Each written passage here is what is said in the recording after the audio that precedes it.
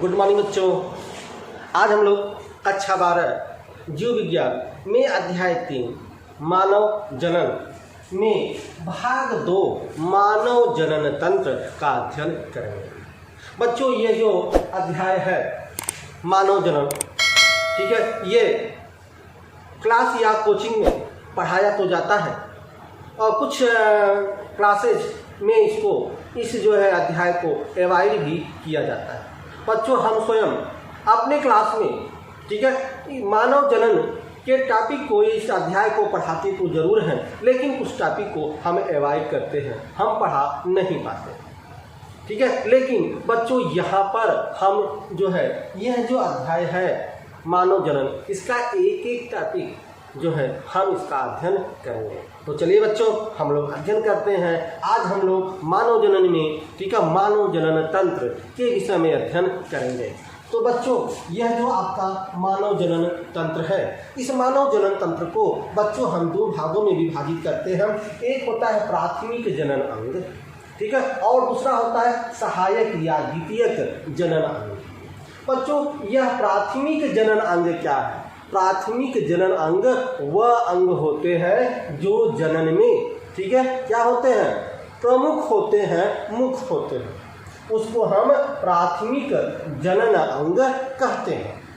जैसे नर का प्राथमिक जनन अंग जो है वह विषण होता है, टेस्टिस होता है, और इसी में बच्चों स्पर्म, ठीक है, या शुक्राणु का निर्माण होता है। और आपको बच्चों पता है कि इसी स्पर्म या जो है शुक्राणु से संतान की उत्पत्ति होता है। इसलिए प्राथमिक जनन अंग नर में कौन सा है बच्चों? वह विषण है, जिसको हम टेस्टिस इंग्लिश में कहते हैं। और इसमें जो है कुछ जो है अंग जो है सहायता प्रदान करते हैं, इसलिए उसे सहायक या द्वितीयक जनन अंग कहते हैं। सहायक या द्वितीयक जनन अंग को दो भागों में विभाजित किया गया है। एक होता है सहायक नलिकाएं और दूसरा होता है सहायक ग्रंथि। अर्थात कुछ ऐसी नलिकाएं हैं तथा ग्रंथियां हैं जो आपके जनन जो है, जो जनन आपका होता है उसमें यह सहायता प्रदान करते हैं। तो सहायक नलिका में आपका पहला है रीढ़ टेस्टिस, दूसरा शुक्र नलिका, तीसरा अधिविषण और चौथा है शुक्र वाहिका। यह जो नलिकाएं हैं बच्चों, जिस क्रम में लिखा गया है बच्चों, आप उसी क्रम में याद करेंगे। दूसरा जो बच्चों है सहायक ग्रंथि। सहायक ग्रंथि अर्थात कुछ ग्रंथियां हैं जिसमें पहला है शुक्राशय, दूसरा है प्रोस्टेट ग्रंथि और तीसरा है कापर ग्रंथि, जिसके विषय में हम विस्तार से अध्ययन करेंगे। तो अभी बच्चों हम अध्ययन करने जा रहे हैं जो प्राथमिक जनन अंग विषण या टेस्टिस है, उसके विषय में अध्ययन हम करने जा रहे हैं। तो थोड़ा सा हम इसके चित्र को देखते हैं। हमने चित्र यहाँ पर जो है बनाया है, तो ध्यान रखिएगा, यह मानव जनन तंत्र का चित्र है। कभी कभी आपके बोर्ड के एग्जाम में मानव जनन जो है चित्र जो है पूछता है, तो ध्यान रखिएगा बच्चों, यह आपका पूरा चित्र बना हुआ है। ध्यान रखिए यह आपका विषण कोश है, ठीक है, यहाँ ध्यान रखिए विषण कोश में है, और विषण जो कोश है, विषण कोश में ही आपका विषण या टेस्टिस जो है स्थित होता है।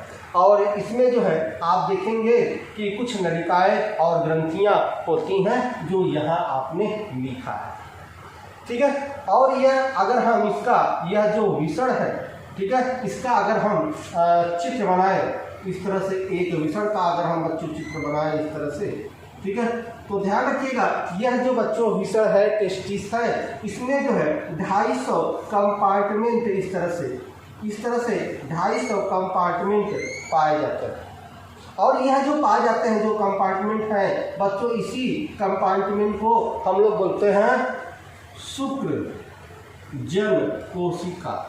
ये होता है बच्चों शुक्र जन कोशिका।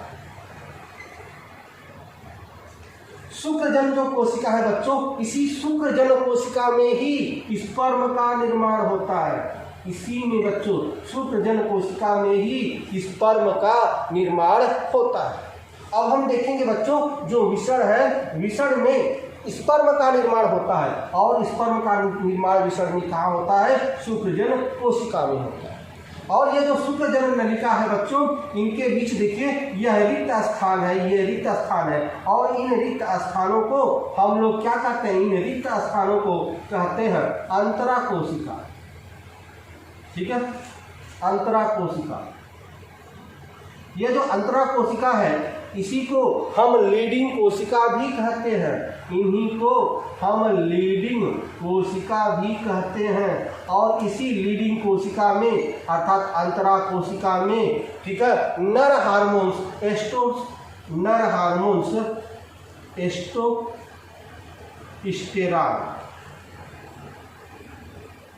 एस्टोस्टेरॉन स्रावित होता है बच्चों।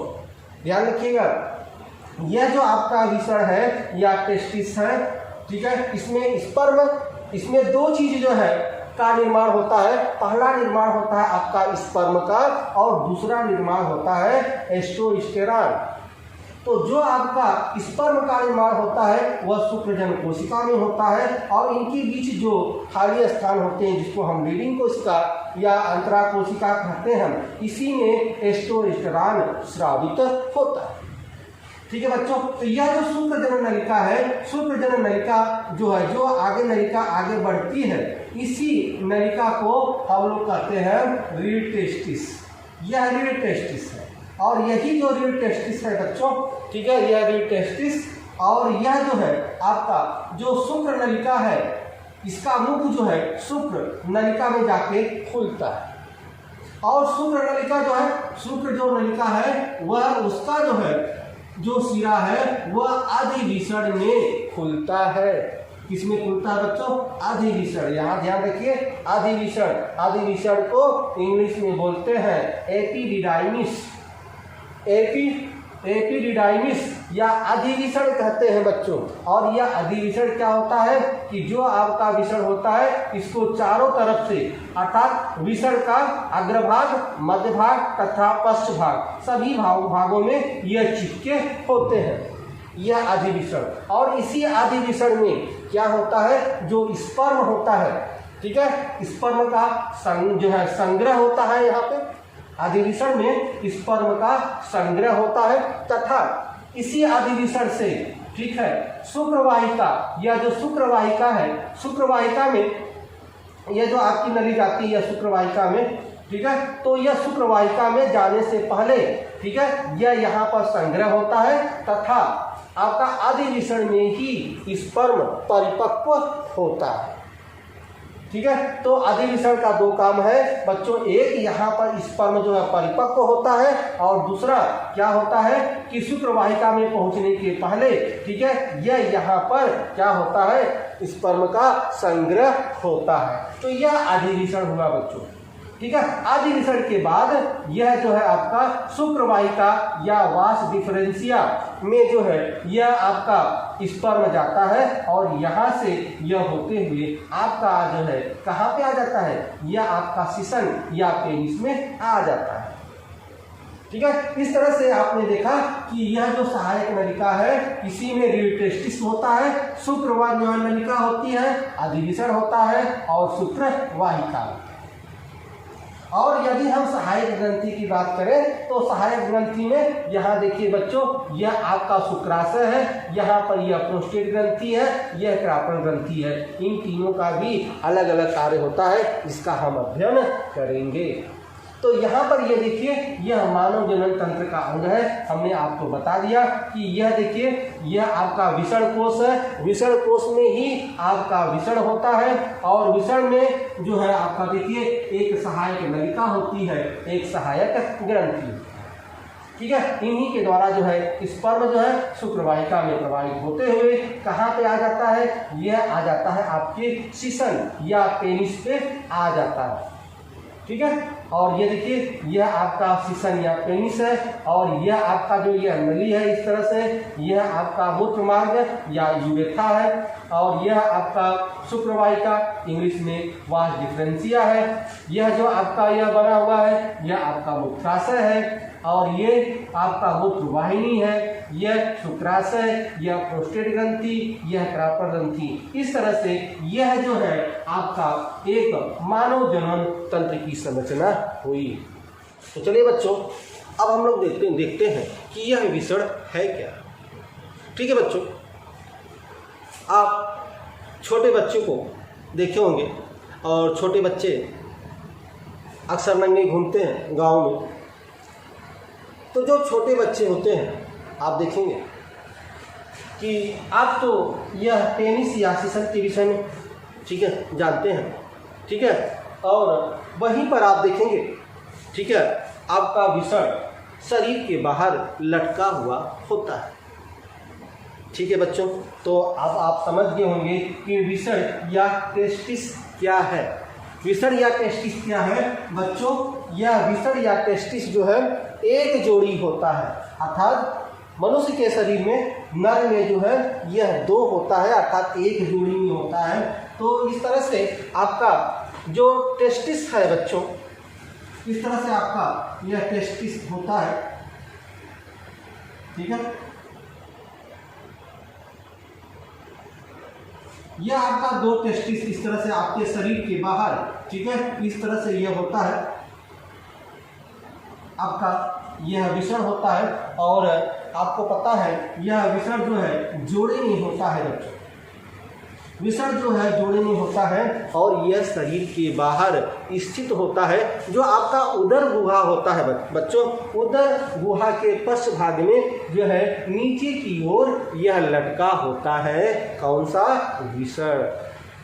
ठीक है, और यह जो विषण है बच्चों, इस विषण की ठीक है लंबाई कितनी होती है? तो बच्चों इस विषण की जो लंबाई है, इस विषण की लंबाई यह होती है 4 से 5 सेमी लंबा होता है।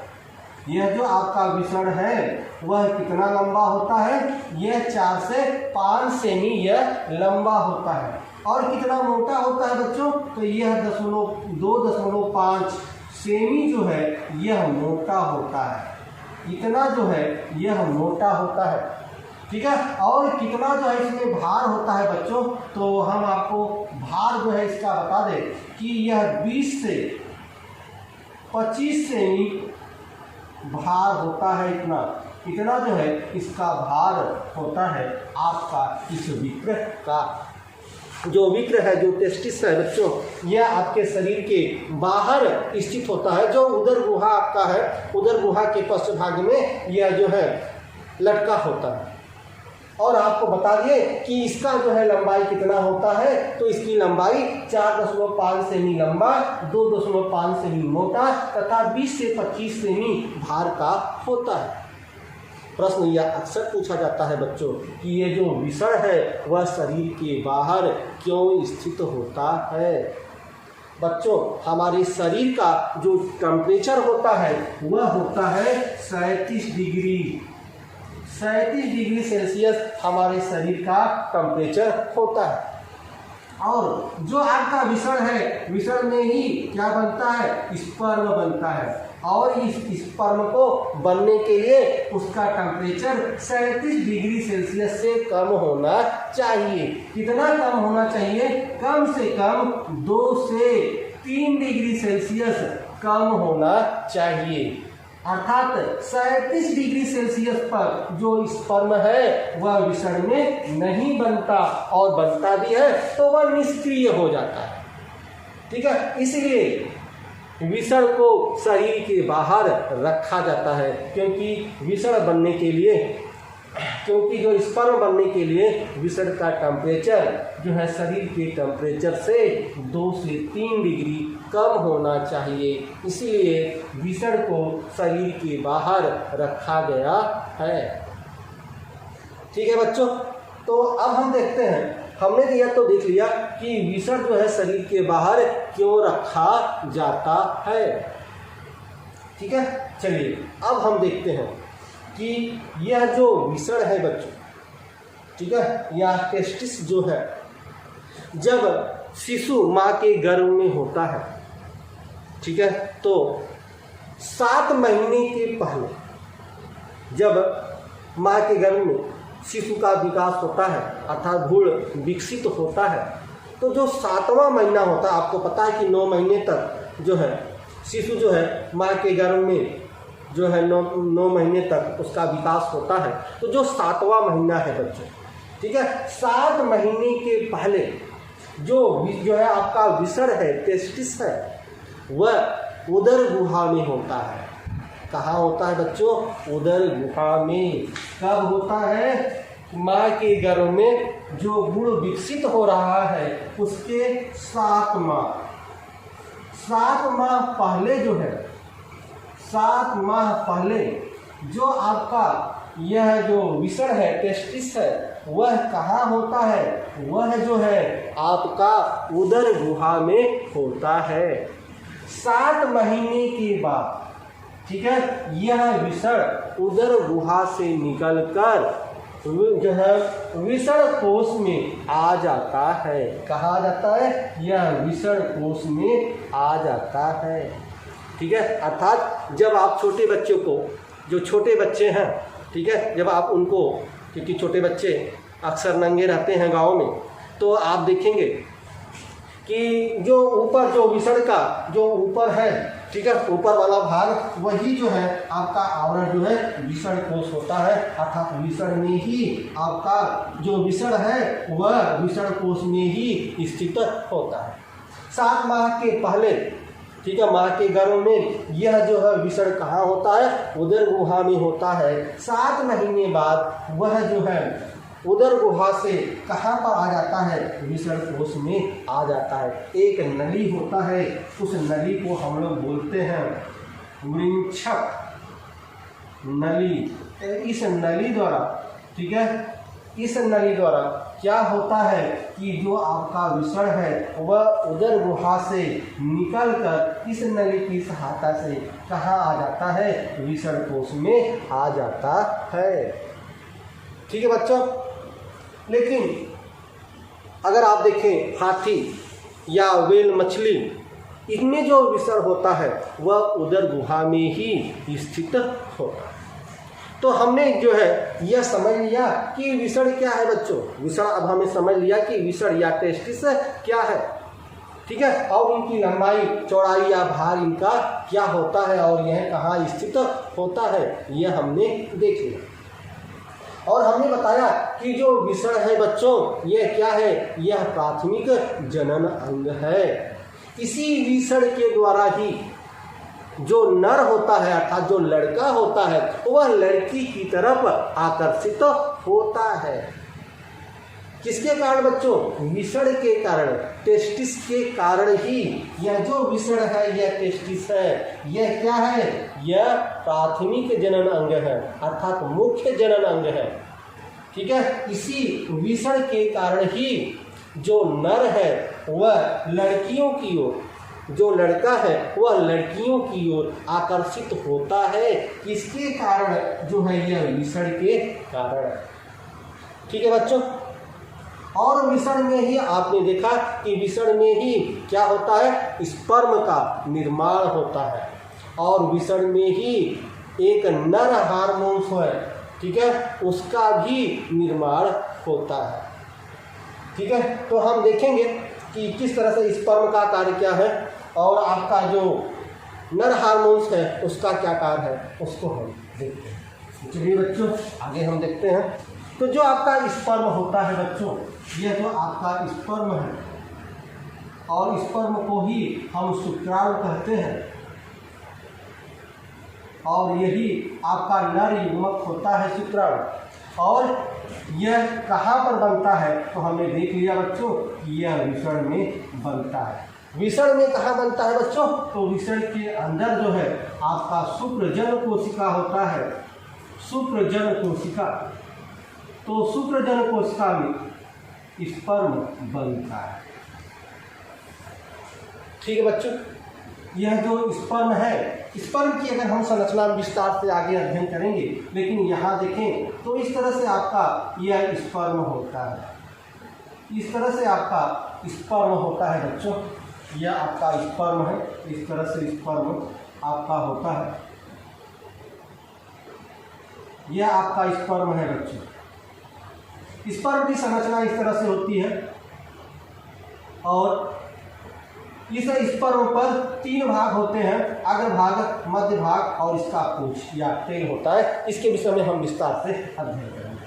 तो यह जो स्पर्म होता है बच्चों, इस स्पर्म का काल देखें तो यह 20 मिनट, ठीक है, 20 मिनट तक जो है इसका काल होता है स्पर्म का। जब स्पर्म जो है विसरण में बनता है तो यह 20 मिनट तक जो है, ठीक है, इसका समय होता है। 20 मिनट बाद जो है ये क्या हो जाता है, निष्क्रिय हो जाता है, ठीक है, समाप्त हो जाता है। तो जो आपका स्पर्म है, यह स्पर्म का समय कितना होता है, यह केवल 20 मिनट तक आपका स्पर्म सक्रिय होता है, ठीक है। और एक बार में, ठीक है, जब हम सेक्स की क्रिया करते हैं, सेक्स क्रिया के दौरान जो स्पर्म है एक बार में केवल 7 ml ही स्पर्म निकलता है।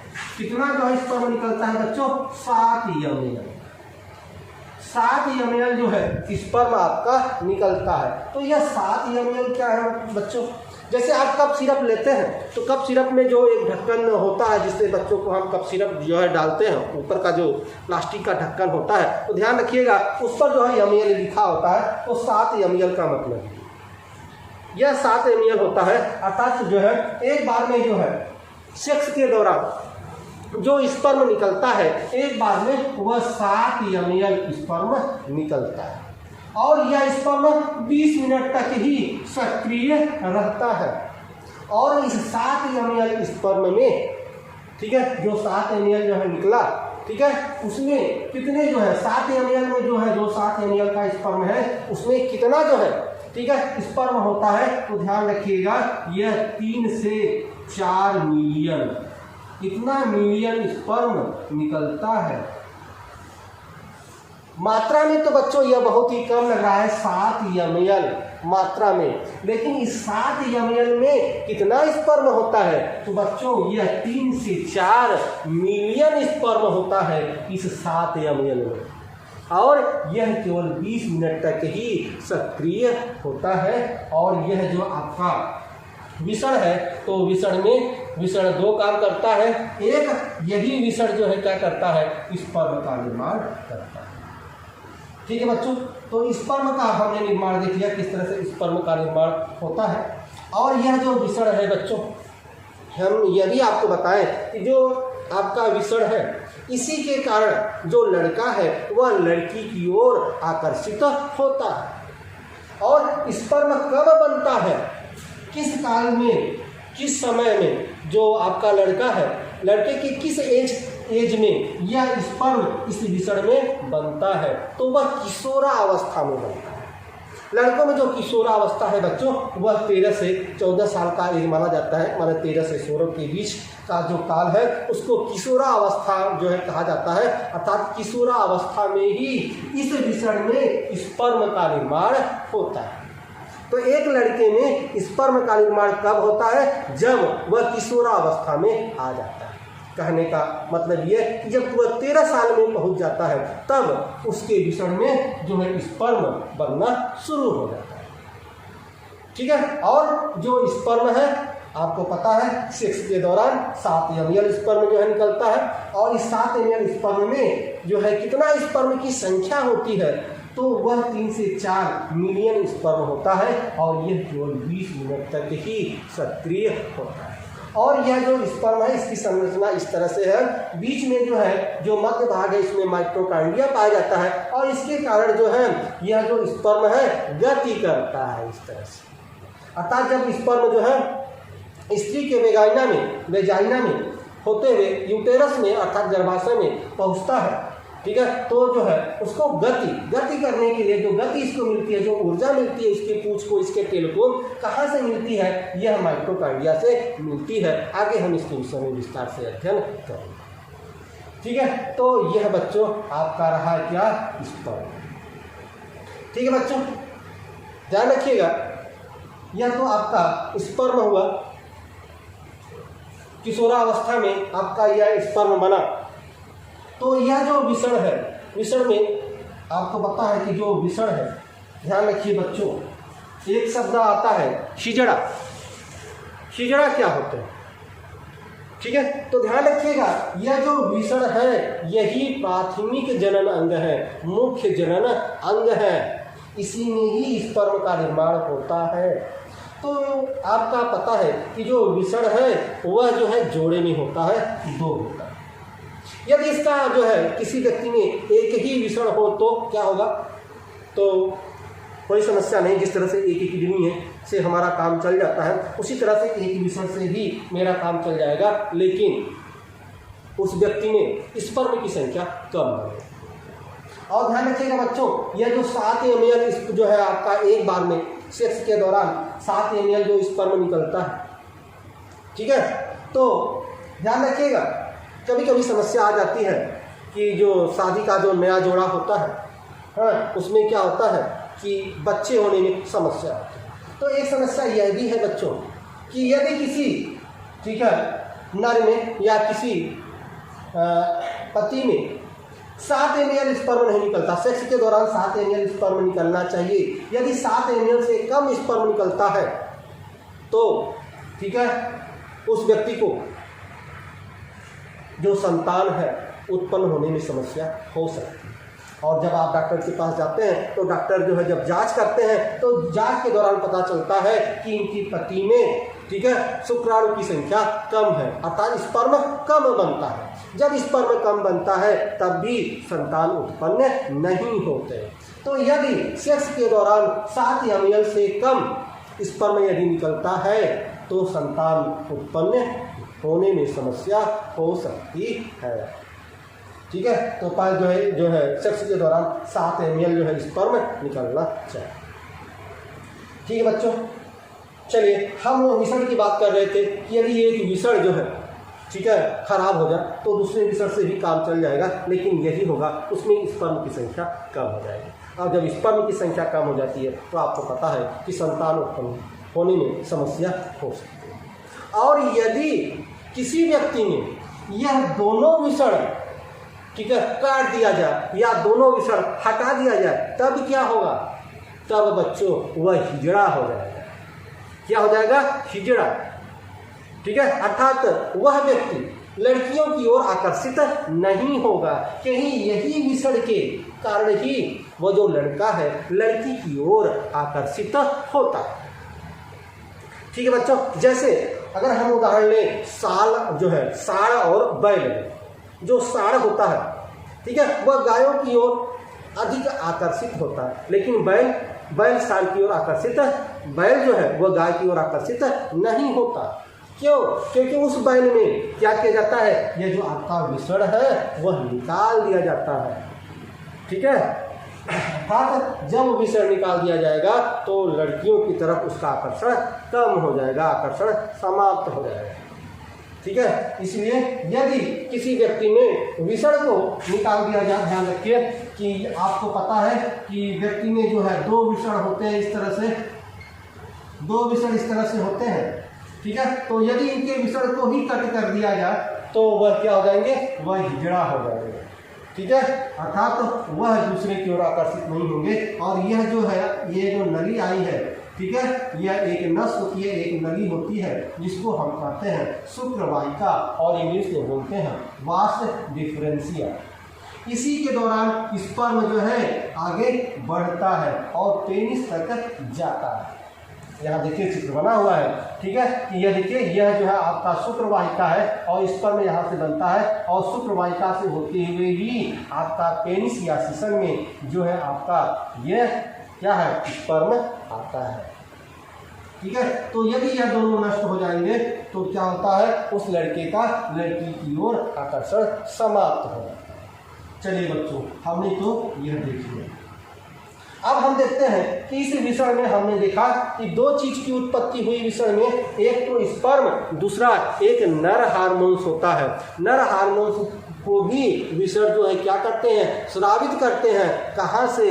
जो शुक्रजनन कोशिका के बीच जो जगह, जो रिक्त स्थान होता है, ठीक है, उसी को जो है अंतरा कोशिका या लीडिंग कोशिका कहते हैं और उसी में ही नर हार्मोन्स स्रावित होता है। कौन सा नर हार्मोन स्रावित होता है बच्चों? तो अभी हम आपको बताएं, जो नर हार्मोन्स होता है, टेस्टोस्टेरोन क्या है बच्चों? यह नर हार्मोन है, नर हार्मोन है। और इनका कहाँ पर इनका स्रावण होता है, किससे इनका स्रावण होता है? तो यह होता है लीडिंग कोशिका से। जो लीडिंग कोशिका है, लीडिंग कोशिका या अंतराल कोशिका जो है उसी से जो है आपका यह नर हार्मोन्स टेस्टोस्टेरोन स्रावित होता है।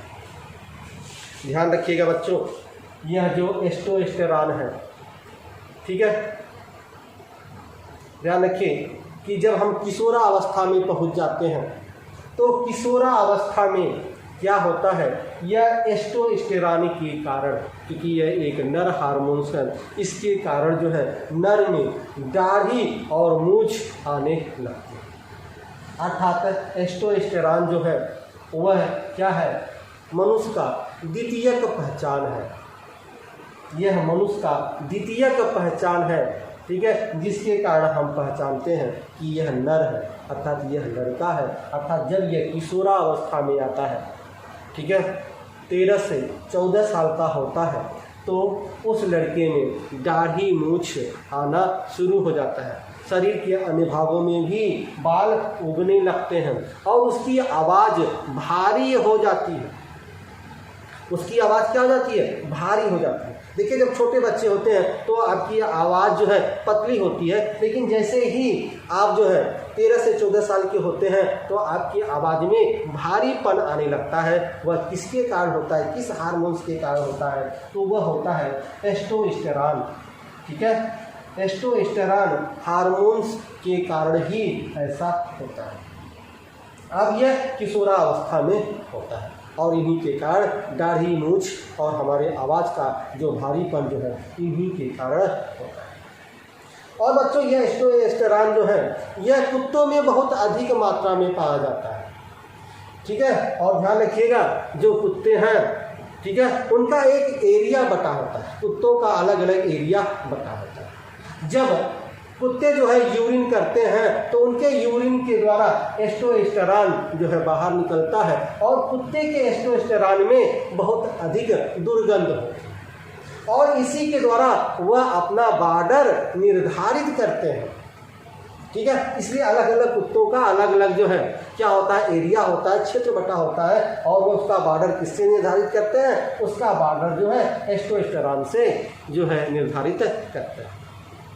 जब कोई भी कुत्ता जो है दूसरे क्षेत्र में जानता है और वहाँ पर यदि कोई कुत्ता यूरिन किया है तो उसे सूंघकर, ठीक है, उसके दुर्गंध को देखकर वह समझ जाता है कि यह दूसरे कुत्ते का एरिया है। अब जब कोई दूसरा कुत्ता किसी दूसरे कुत्ते के एरिया में पहुँच जाता है तो क्या हो जाता है, वो झाँव झाँव करने लगते हैं, ठीक है, वह अपने क्षेत्र में, अपने एरिया में दूसरे कुत्ते को आने नहीं देना चाहते। तो यह अपना टेस्टोस्टेरोन जो है यह आपका बॉर्डर निर्धारित करते हैं। और मनुष्य में जो है किशोरावस्था में जो है क्या करता है, मानव अर्थात लड़के का पहचान यह करता है क्योंकि दाढ़ी मूंछ और आवाज़ भारी हो जाता है टेस्टोस्टेरोन के। तो हमने आज विषण के विषय में देखा कि किस तरह से जो है एक विषण जो होता है, ठीक है, वह जो है विषण कोश में स्थित होता है और इसमें जो है एक स्पर्म और दूसरा जो आपका है टेस्टोस्टेरोन जो है बनता है, ठीक है।